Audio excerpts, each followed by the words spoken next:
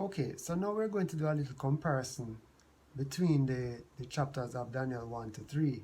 In chapter 1, the Hebrews are now in captivity, and they're challenged because they refuse to eat of the king's table and the provisions provided by the king. They choose their own diet, they select their own diets, they arrange to be tested for 10 days, and at the end,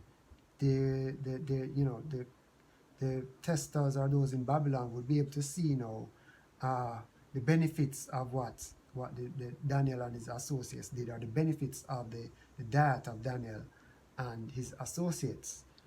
Now, they saw all of that and they were successful. They were 10 times better than anybody else.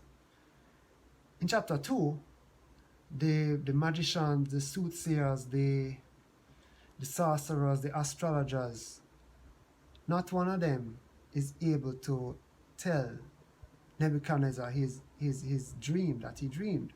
Daniel is able to do it. Daniel requests the revelation from the Lord. The Lord gives him the dream and he's able to explain it. Nebuchadnezzar has all of his men under threat because they can't tell him the dream. Daniel tells him the dream.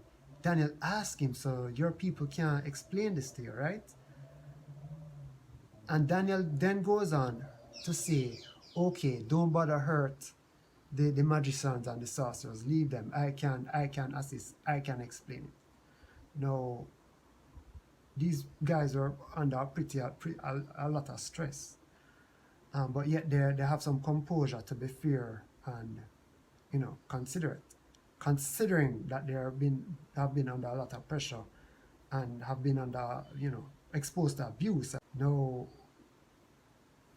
in Daniel chapter 3,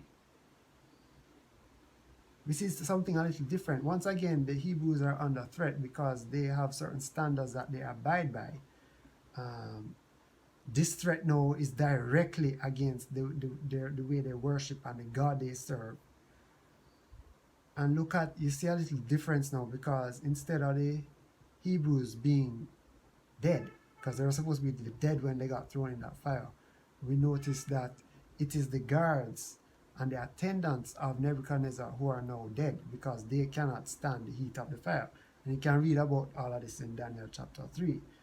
So you're starting to see some punitive repercussions for the unfairness and the abuse that was delivered out by the pagan Babylonian system.